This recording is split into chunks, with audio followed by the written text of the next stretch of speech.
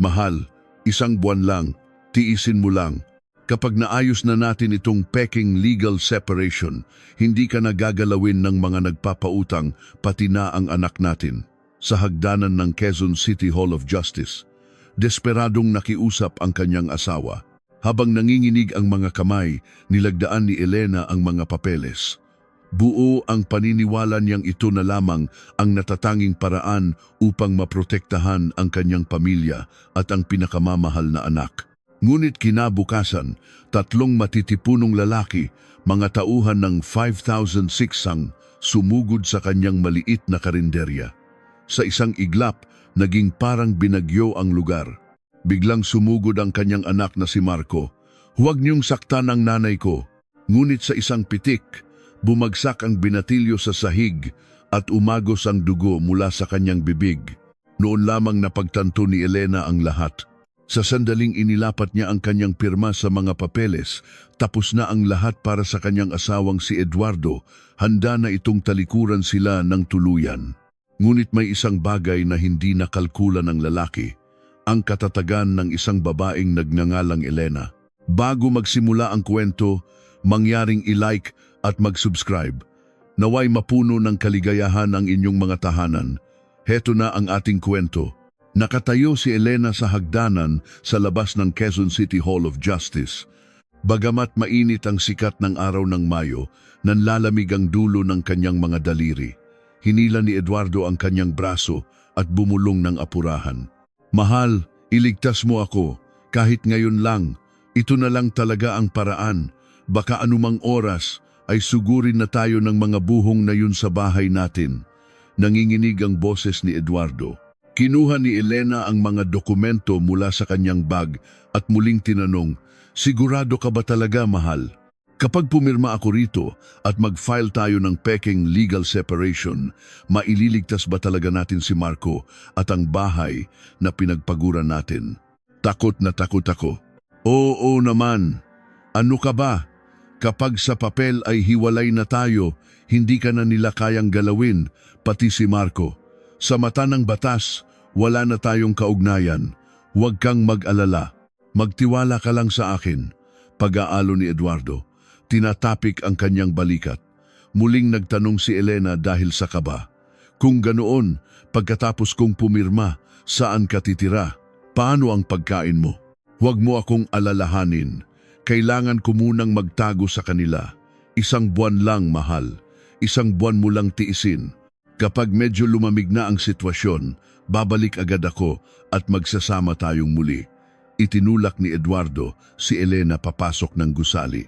Sa harap ng bintana ng registrar, nanginginig ang mga kamay ni Elena. Walang emosyong nagtanong ang empleyado, "Napagkasunduan niyo po ba itong paghihiwalay? Pakipirmahan po sa ibabang bahagi." Inilabas ni Elena ang ballpen at buong bigat na inilagda ang kanyang pangalan.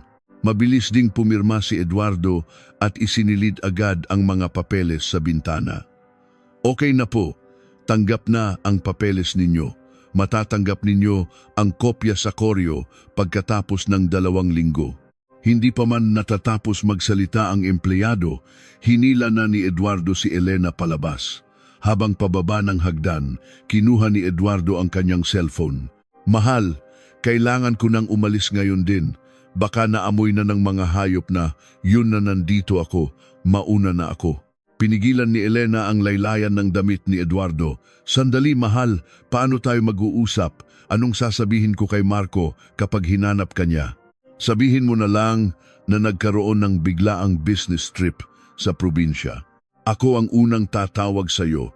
Huwag na huwag kang tatawag sa akin. Naiintindihan mo?" Tinabig ni Eduardo ang kamay ni Elena at tumakbo papunta sa kalsada. Mabilis siyang pumara ng taxi at sumakay. "Manong, pakibilisan po. Huwag na kayong lilingon. Basta arangkada lang." Umalis ang taxi na nag-iwan ng maitim na usok. Tulala si Elena habang pinagmamasdan ang papalayong sasakyan, pilit na pinipigilan ang kumakalam na kaba sa kanyang dibdib. Sumakay si Elena ng jeep pabalik sa kanyang maliit na karinderya.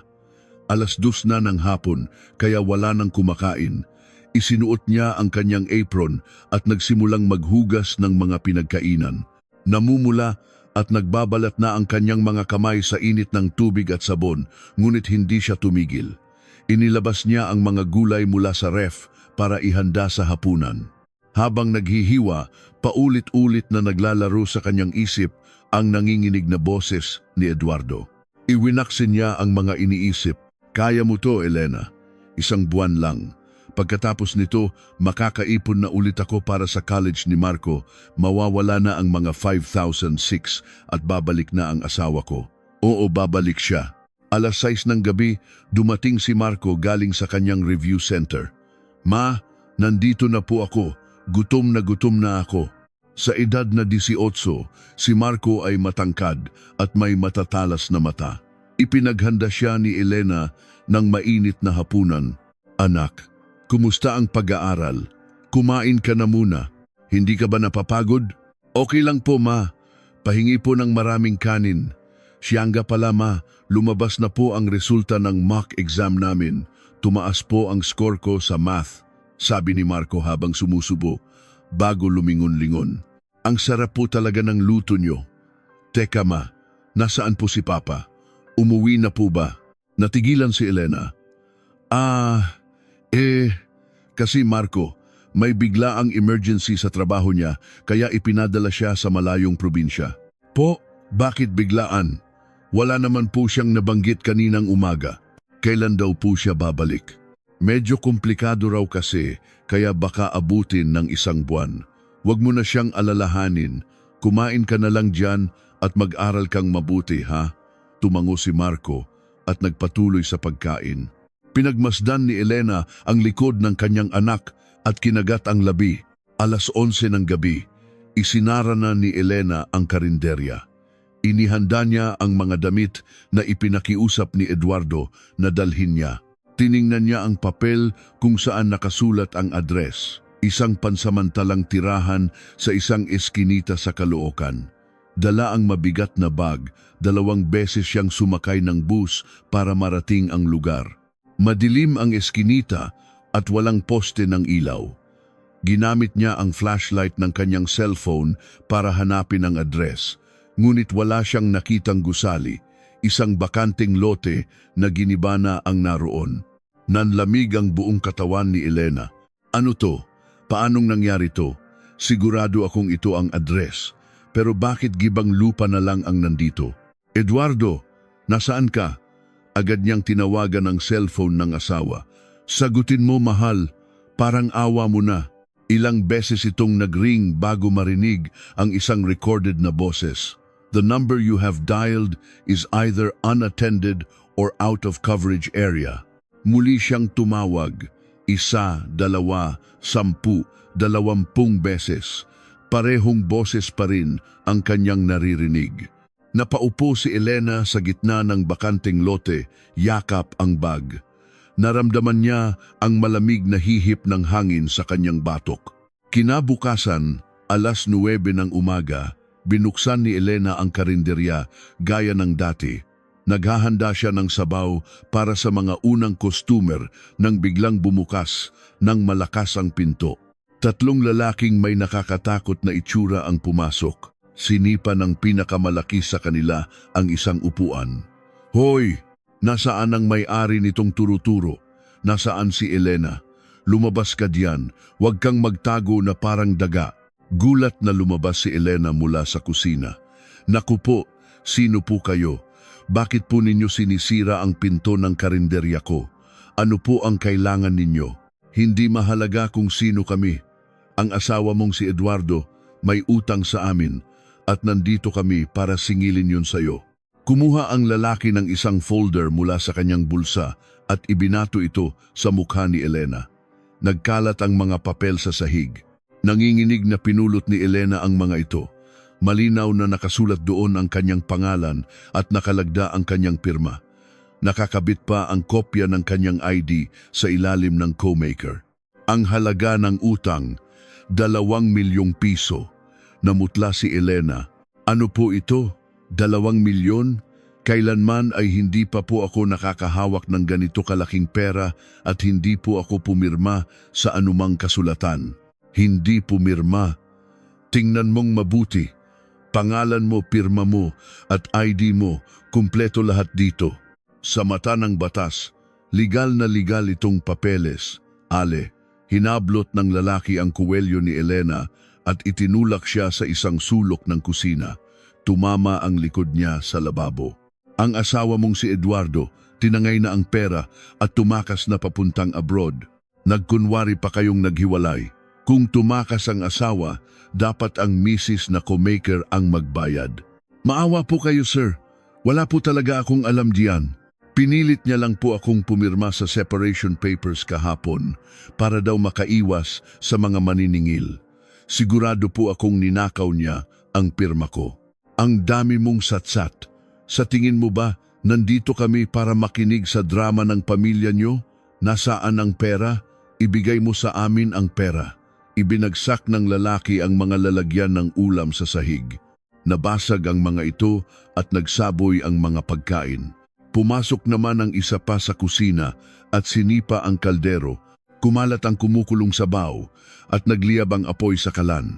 Hoy, Elena, 1 linggo. Bibigyan ka namin ng 1 linggo.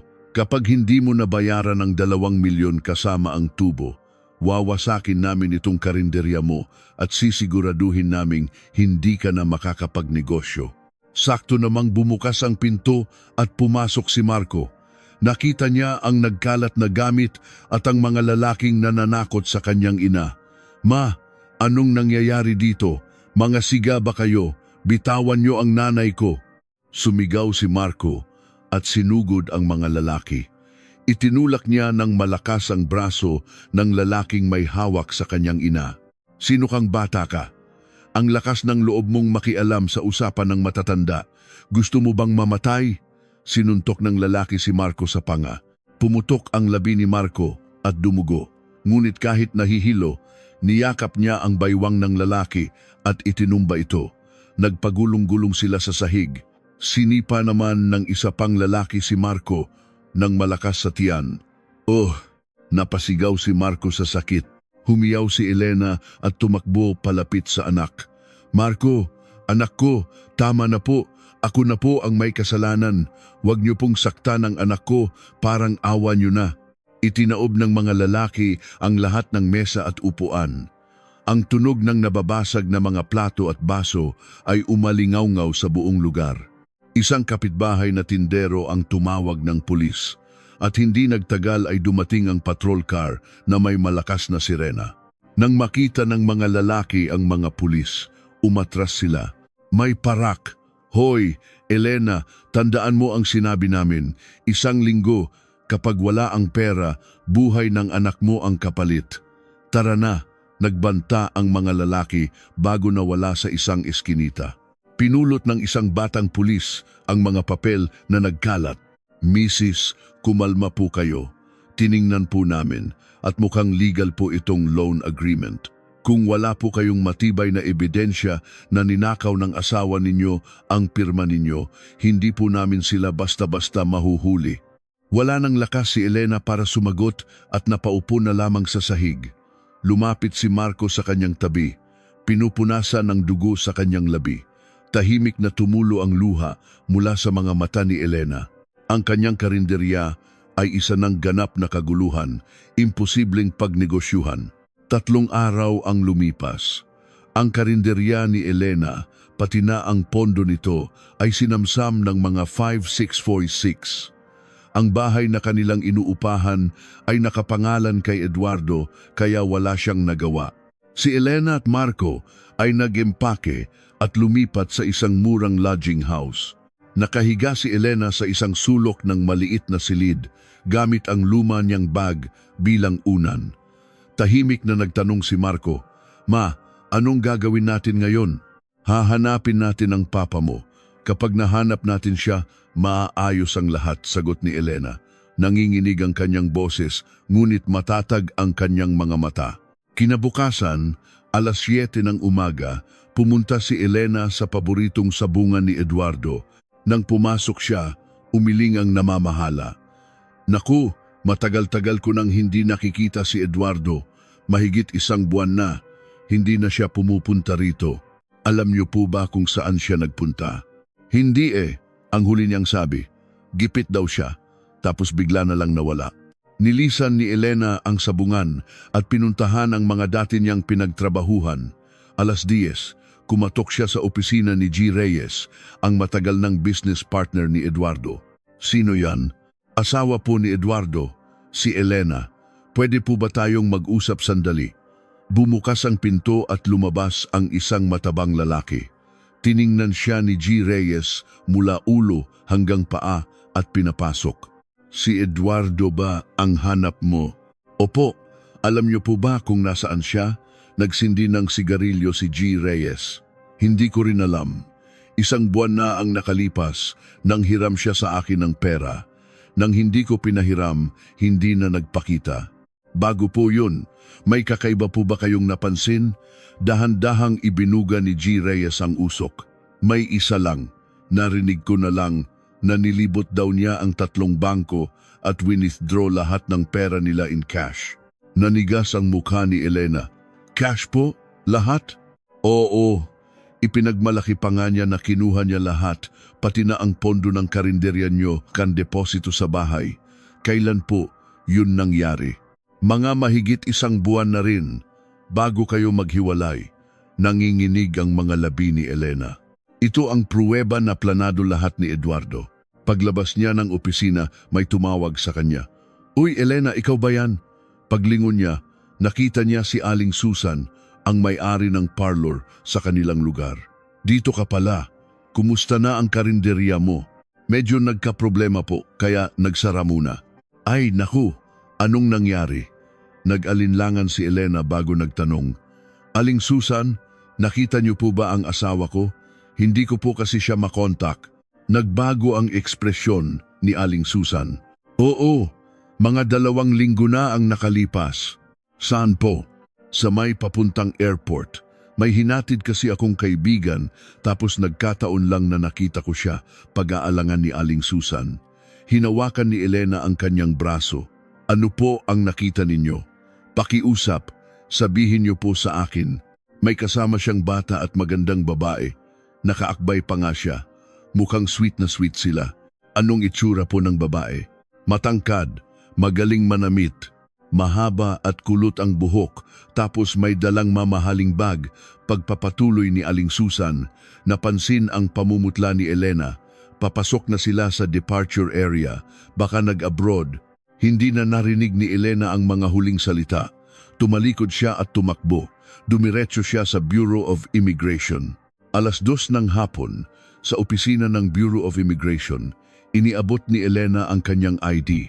Gusto ko po sanang i-check ang travel record ng asawa ko. Kung hiwalay na po kayo, hindi po pwedeng i-check. Pakiusap po, biktima po yata ako ng scam.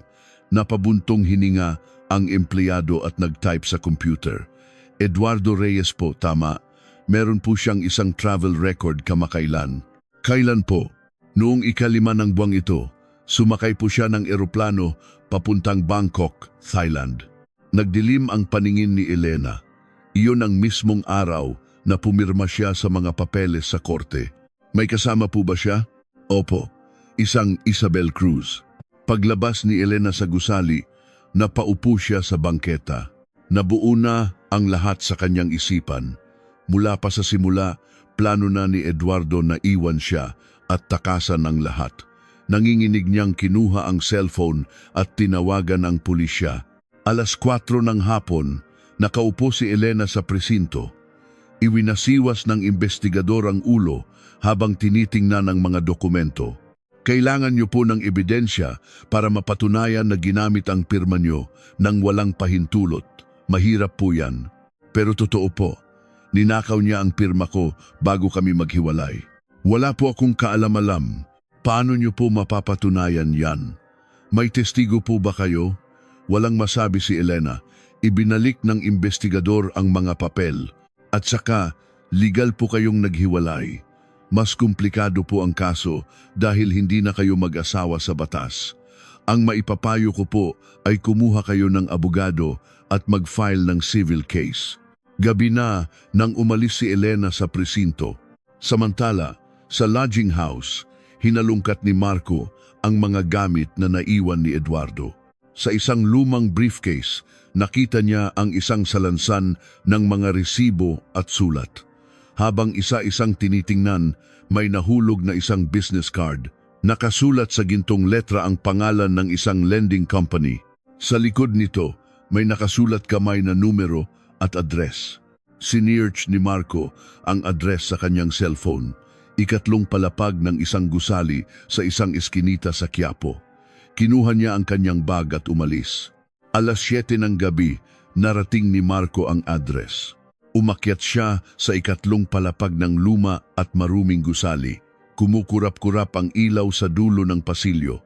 Sa likod ng bakal na pinto na may karatula ng lending company, may maririnig na tawanan at murahan. Hinawakan ni Marco ang doorknob at pumasok. Sa loob, makapal ang usok ng sigarilyo at may mga lalaking naglalaro ng baraha. "Sino ka?" tanong ng isang malaking lalaki. Tumayo at masamang tumingin kay Marco. Humarap si Marco. "May kilala po ba kayong Isabel Cruz dito?" Nagtinginan ang mga lalaki. Isang payat na lalaki sa sulok ang nagsalita. "Sino yon?" "Ang babaeng kasama ni Eduardo Reyes. Nakita ko po itong card niyo kaya ako naparito." Kumunot ang noo ng payat na lalaki. "Hoy, sino ka bang bata ka?" Ipinakita ni Marco ang business card. Biglang tumayo ang payat na lalaki at lumapit sa kanya. "Kapatid ko si Isabel. At sino ka naman?" "Anak po ako ni Eduardo Reyes. Sabihin niyo po kung nasaan ang tatay ko." Ngumisi ang lalaki. "Hindi ko alam at hindi ito lugar para sa mga batang katulad mo." Hinawakan ni Marco ang kuwelyo ng lalaki. "Huwag kang magsinungaling. Alam kong alam mo." "Abat!" Sumenyas ang lalaki at sabay-sabay na sumugod ang mga kasama niya. Pinilipit nila ang braso ni Marco at kinaladkad siya palabas, papunta sa fire exit. "Ang lakas ng loob mong pumunta dito." Kumuha ng tubo ang isang lalaki at ipinalo ito sa tagiliran ni Marco. Napasuray si Marco ngunit hindi natumba. Ipinalo ulit ng isa pa ang tubo sa kanyang likod. Napaluhod si Marco. Hinablot ng payat na lalaki ang buhok ni Marco at itinulak siya papunta sa rehas ng hagdanan. "Sa susunod, patay ka na!" Itinulak niya si Marco. Gumulong ang katawan ni Marco pababa sa matarik na hagdanan. Kalabog, kalabog, kalabog. Sa dulo ng hagdanan, malakas na tumama ang kanyang ulo sa sementadong sahig. Kumalat ang dugo. Pumikit si Marco at hindi na gumalaw. Alas 9 ng gabi, tumunog ang cellphone ni Elena. "Hello? Kayo po ba ang guardian ni Marco Reyes? Mula po kami sa PGH Emergency Room. Kailangan po ninyong pumunta rito agad." Halos mabitawan ni Elena ang cellphone. "Anong nangyari po?" "Dinala po rito ang pasyente na may malubhang pinsala." "Pumunta na po kayo." Sumakay si Elena ng taxi at nagmamadaling pumunta sa ospital. Pagpasok niya sa ER, nakita niya si Marco na duguan. Nakahiga siya sa isang stretcher, halos hindi na humihinga. "Marco!" Tumakbo si Elena at hinawakan ang kamay ng anak. Isang doktor ang humawak sa kanyang balikat. "Kayo po ba ang ina? Kailangan na po siyang isalang sa operating room." "Maililigtas pa po ba ang anak ko?" "Gagawin po namin ang lahat ng aming makakaya." Nawala ang stretcher sa likod ng pinto ng operating room. Napasandal si Elena sa pader at napaluhod, paulit-ulit na sinusuntok ang sahig. Bumuhos ang kanyang mga luha. Ngunit ang kanyang mga mata ay nanlalamig na parang yelo. "Eduardo, Isabel, hindi ko kayo mapapatawad." Ang nanginginig niyang boses ay umalingaw-ngaw sa tahimik na pasilyo. Isang buwan ang lumipas mula nang bumagsak si Marco. Sa likod ng salamin ng ICU, pinagmamasdan ni Elena ang kanyang anak na nakakabit sa napakaraming makina. Lumapit ang doktor. Naging matagumpay po ang operasyon. Ligtas na po ang buhay niya. Kailan po siya magigising? Isinara ng doktor ang chart. Malubha po ang pinsala sa kanyang utak. Mananatili po siyang ganito sa loob ng 6 na buwan o higit pa. Nanghina ang mga tuhod ni Elena. 6 na buwan? Maaari po siyang ituring na comatose o nasa vegetative state. May posibilidad pong gumaling pero hindi po namin masisiguro. Ipinatong ni Elena ang kanyang noo sa malamig na salamin at pumikit. Paano po ang bayarin sa ospital? Tanong ng doktor. Medyo malaki po ang gastos sa ICU. Ako na po ang bahala, sagot ni Elena. Garalgal ngunit desidido ang boses. 4:00 ng madaling araw, bumangon si Elena mula sa lodging house at pumunta sa isang lugar kung saan nag-aabang ang mga construction worker. Nakipagsiksikan siya sa mga taong naghihintay ng trabaho. Isang truck ang huminto. Kailangan ko ng 3 tagalinis. Itinaas ni Elena ang kanyang kamay at tumalon sa likod ng truck. Naglinis siya ng mga banyo sa isang gusali hanggang 8:00 at kumita ng 500 piso. Ibinulsan niya ang pera at tumakbo sa isa namang karinderya. Mula 9:00 hanggang 5:00, nagtrabaho siya bilang katulong sa kusina. Naghugas, naghanda ng mga sangkap, naglinis ng sahig. Nagkapaso ang kanyang mga kamay at halos mabali ang kanyang likod, ngunit hindi siya tumigil. 6:00 ng gabi, pumunta siya sa ospital. Umupo siya sa tabi ng kama ni Marco at hinawakan ang malamig nitong kamay. Marco, ipaghihiganti ka ni Mama. Inilabas niya ang isang lumang kwaderno. Sa unang pahina, malinaw na nakasulat ang pangalang Isabelle Cruz. Isinulat niya ang lahat ng impormasyong kanyang nalaman sa buong araw. 10:00 ng gabi, lumabas siya ng ospital at pumunta sa harap ng isang KTV bar sa Makati, ang dating pinagtatrabahuhan ni Isabel. Pumunta siya sa likurang pinto at nilapitan ng isang babaeng naninigarilyo. "Excuse me, kilala mo ba si Isabel Cruz?" Tiningnan siya ng babae mula ulo hanggang paa. "Bakit mo siya hinahanap?" "May personal lang akong kailangan sa kanya." Ngumisi ang babae. "Si Isabel? Matagal na siyang umalis dito. Mag-iingat ka sa babaeng yan." "Anong ibig mong sabihin?" "Eksperto yan sa panloloko ng mga customer. Profesional na estafadora." Kinuha ni Elena ang kanyang kuwaderno at ballpen. "May kilala ka bang mga naging biktima niya?" Si Mr. Gomez. Malaki ang naloko sa kanya. Gusto mo ng calling card niya." Kinuha ng babae ang isang lukot na card mula sa kanyang bulsa at ibinigay kay Elena. Kinagabihan, pinuntahan ni Elena ang address sa card. Isang payat na lalaki ang nagbukas ng pinto. "Sino po sila?" "Nandito po ako dahil kay Isabel Cruz. Kayo po ba si Mr. Gomez?" Nanigas ang mukha ng lalaki. "Ayoko nang marinig ang pangalan na yan. Anong kailangan mo?" "Biktima rin po ako. Pwede po ba tayong magtulungan para kasuhan siya?" Pinapasok siya ni Mr. Gomez. "Niloko niya ako ng 3 milyong piso para daw sa isang real estate investment. Peking kontrata pala lahat." "May ebidensya po ba kayo?" "Oo, kontrata at bank statements. Pero sabi ng pulis, tumakas na raw papuntang abroad kaya wala na silang magawa. Ang asawa ko po, kasama niya sa Thailand. Kung pagsasama-samahin po natin ang mga biktima, baka mas may pag-asa tayong mahabol sila." Tinitigan siya ni Mr. Gomez. "Seryoso ka? Nakahiga po ang anak ko sa ospital ngayon, comatose. Kailangan ko po siyang mahuli." Nanginginig ang boses ni Elena. Binuksan ni Mr. Gomez ang isang drawer at kinuha ang isang makapal na folder. "Heto, ang mga contact number ng iba pang biktima. May grupo na kami." Kinuha ni Elena ang folder. "Salamat po." Sa loob ng 1 linggo, kinausap ni Elena ang 12 biktima.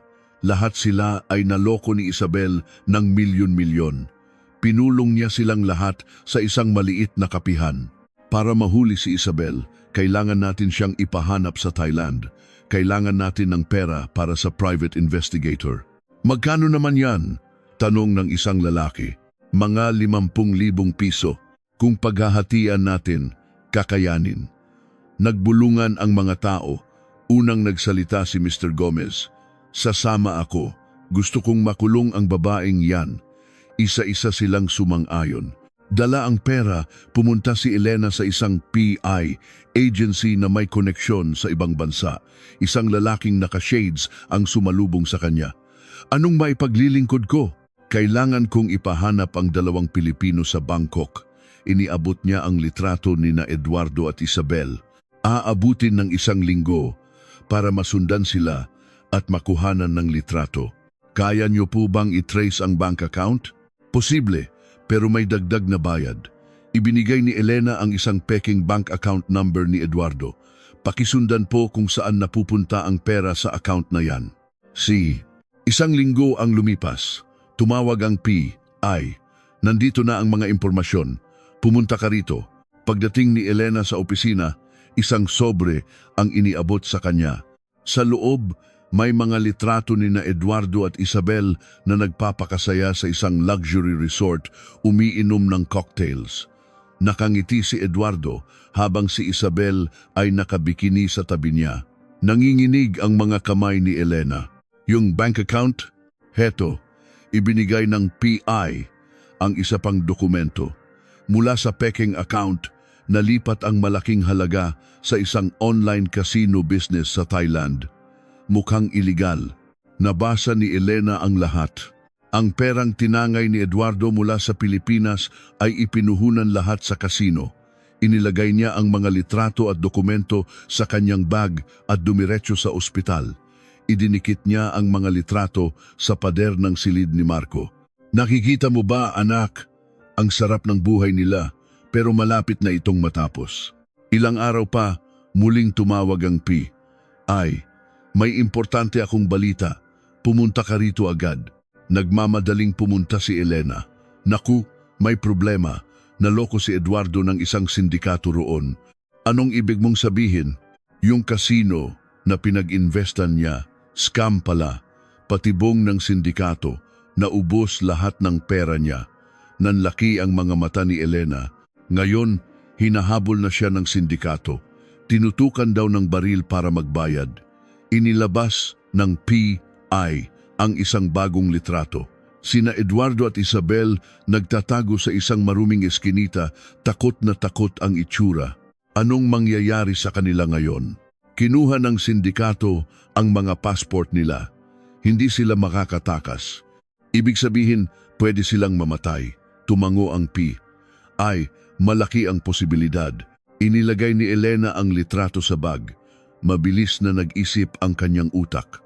Kung mamamatay sila sa kamay ng sindikato, tapos na ang paghihiganti. Pero hindi iyon ang gusto niya. Ipagpatuloy niyo ang pagsubaybay, lalo na kung susubukan nilang bumalik dito. Siya. Makalipas ang 2 araw, isa pang tawag. Nawala sila, nakatakas sa mga nagbabantay na sindikato. Hindi namin alam kung saan nagpunta. Posible bang nag-backdoor sila? Malaki ang tsansa, baka sumakay ng cargo ship. Isang maliit na ngiti ang sumilay sa labi ni Elena. Babalik sila rito. Malamang, wala na silang ibang pupuntahan. Ibinaba ni Elena ang tawag at pumunta sa ospital.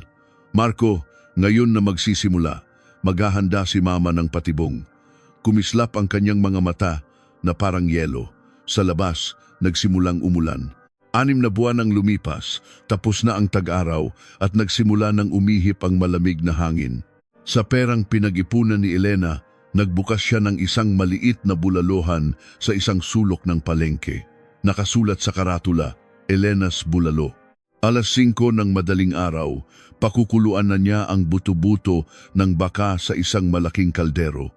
Pagsapit ng 6:00, darating ang unang customer. Ate, isang bulalo nga. Sige po, sandali lang. Mabilis na naging sikat ang kanyang bulalohan. Sa tanghalian, mahaba na ang pila ng mga taga-palengke. Masarap ang bulalo dito, pampalakas. Ramdam mo ang pag-aalaga ng may-ari. Naging bukambibig ito at araw-araw ay puno ang kanyang pwesto. Ang lahat ng kanyang kinikita ay diretso sa bayarin sa ospital ni Marco. Samantala, isang lumang barko ang dumaong sa pantalan ng Maynila. Mula sa ilalim, lumabas sina Eduardo at Isabel. Marumi ang kanilang mga damit at payat na payat. Bilis, Umalis na tayo bago dumating ang mga guwardiya. Sumakay sila ng taxi at nagtungo sa isang murang motel sa Pasay. 300 isang araw, sabi ng may-ari. Naglabas si Eduardo ng lukot-lukot na pera. 1 linggo muna. ID niyo. Nawala po ang wallet namin. Cash na lang po. Baka pwede na. Nag-abot pa si Eduardo ng dagdag na pera. Ibinigay ng may-ari ang susi. 3rd floor, room 305. Ilang araw pa, may mga lalaking naka-shades na nagtatanong sa mga tindahan malapit sa motel, may dalang litrato. Nakita niyo ba ang mga taong to? Mula sa bintana ng motel, nakita sila ni Eduardo. Nandito na sila. Namutla siya. Ang mga tauhan ng sindikato, tanong ni Isabel. Sino pa ba? Maniningil na sila. Saan tayo kukuha ng pera? Wala na tayong kahit 10,000. Biglang napatigil si Eduardo. Si Marco, yung insurance niya, ako ang nakapangalan doon, 500,000 piso. Paano mo makukuha yon? Kailangan ko lang ng medical certificate at pirma. Kukunin ko nang hindi nalalaman ni Elena. Nababaliw ka na ba? Paano kung mahuli ka? May iba pa ba tayong paraan? Kung ayaw mong mamatay, sumunod ka. Kinabukasan, dumating sila sa PGH. Iniwan ni Eduardo si Isabel sa lobby. Magbantay ka. Kapag pababa na si Elena, tawagan mo ako. Pumunta si Eduardo sa ICU. Sakto namang lumabas si Elena mula sa silid ni Marco at sumakay ng elevator para magbayad sa cashier. Nang makita ito ni Eduardo, mabilis siyang pumasok sa silid. Binuksan niya ang drawer sa tabi ng kama. Nandoon ang folder ng mga medical records. Ibinulsa niya ito. Pagkatapos, sa bag ni Elena, nakita niya ang isang wallet na may lamang ID at pera. Kukunin na sana niya nang biglang bumukas ang pinto. Bumalik si Elena para kunin ang wallet niya. Nagkatitigan sila. Anong ginagawa mo rito? Bulong ni Elena. Umatras si Eduardo. Nakita ni Elena ang medical records na nakausli sa bulsa niya. Ano yan? Ninanakaw mo, pati ang pera ng anak mo. Hinawakan ni Elena ang kwelyo niya. Itinulak siya ni Eduardo. Pera ko to. Sinipa niya si Elena sa tiyan. Bumagsak si Elena. Tumakbo si Eduardo palabas. Huwag kang tumakbo. Hinabol siya ni Elena. Sa hagdanan, nakasalubong niya si Isabel. Hinablot ni Isabel ang buhok niya. Hanggang dito ba naman, sinusundan mo kami? Itinulak ni Isabel si Elena sa rehas. Kinagat ni Elena ang braso niya. Aray! Napasigaw si Isabel. Nagpagulong-gulong sila sa sahig. Biglang may umakyat na isang matipunong lalaki. Mabilis niyang pinilipit ang braso ni Isabel. Ah! Napaluhod si Isabel. Nakita ni Eduardo ang lalaki mula sa itaas at namutla. Sino yan? Takbo! Sigaw ni Isabel. Tumakbo sila palabas ng ospital. Itinayo ng lalaki si Elena. Okay ka lang ba? Ipinulot niya ang mga nahulog na gamit ni Elena. Sino po kayo? Inilabas ng lalaki ang isang card. Miguel, dating investigador. Tiningnan ni Elena ang card. Matagal ko nang sinusundan si Isabel. Nalaman kong may sindikatong naghahanap sa kanila kaya sinundan ko sila rito. Nandito po kayo para tulungan ako. Hindi. Para sa personal na paghihiganti, sabi ni Miguel. Ang kapatid kong babae, naloko ni Isabel. Pagkatapos, nagpakamatay. Ako rin po naghihiganti. Ang anak ko po, nakahiga sa silid na yan. Nagkatinginan sila. Pareho ang apoy sa kanilang mga mata. Magtulungan tayo, sabi ni Miguel, inilahad ang kamay. Tinanggap ito ni Elena, salamat po. Ngayon, sabi ni Miguel, magsisimula na ang tunay na pangangaso. Kinabukasan, pumunta si Miguel sa bulalohan ni Elena. Ikinuwento niya ang nangyari sa kanyang kapatid na babae na naubos ang lahat ng ipon dahil sa peking investment ni Isabel. Pagkatapos, kinuha ni Elena ang isang makapal na folder. Heto po ang lahat ng impormasyong nakalap ko. Binuksan ito ni Miguel. Mga litrato, report ng PI, listahan ng mga biktima. Ang galing, ang dami mong nakuha. Hindi ko po kaya mag-isa. Tulungan niyo po ako. May plano ako, sabi ni Miguel. Sila mismo ang maglalakad papunta sa kanilang libingan. Paano po? Hinahabol sila ng sindikato. Desperado sila. At ang taong desperado hindi na nag-iisip ng tama. Gagamitin natin yan. Ikakalat natin ang balita na bigla kang yumaman. Milyon-milyon. At susugurin ako ni Eduardo. Eksakto. Hindi siya pwedeng pumunta sa pulis, kaya ang pera mo lang ang pag-asa niya. Kapag kumilos siya, lahat ng gagawin niya, idodokumento natin bilang ebidensya. At sa tamang oras, ibibigay natin sa pulis. Sige po, magsimula na tayo. May kilala ka bang tsismosa sa mga suki mo? Ngumiti si Elena. Opo, si Aling Marites, ang pinakatsismosa sa buong palengke. Sabihin mo sa kanya, palihim, na nanalo ka sa isang land deal. Kinabukasan, kumain si Aling Marites sa pwesto ni Elena. Alam mo, Aling Marites, bulong ni Elena, swertehin ba naman ako? May kaibigan akong nag-alok ng lupa sa isang lugar na ide-develop pala. Kumita ako ng malaki. Magkano? Sikreto lang natin ha? Milyones. Talaga? Naku, ang swerte mo.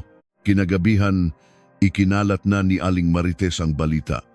Alam niyo ba si Elena sa Bulaluhan? Milyonarya na pala, nanalo sa lupa. Sa isang madilim na eskinita, narinig ni na Eduardo at Isabel ang usapan ng mga tindera. Nagkatinginan sila. Narinig mo yon? May pera si Elena. Milyones. Pera natin yon. Kalahati noon. Akin. Sabi ni Eduardo. Paano mo kukunin? Sa tingin mo ibibigay niya sa'yo? May paraan ako.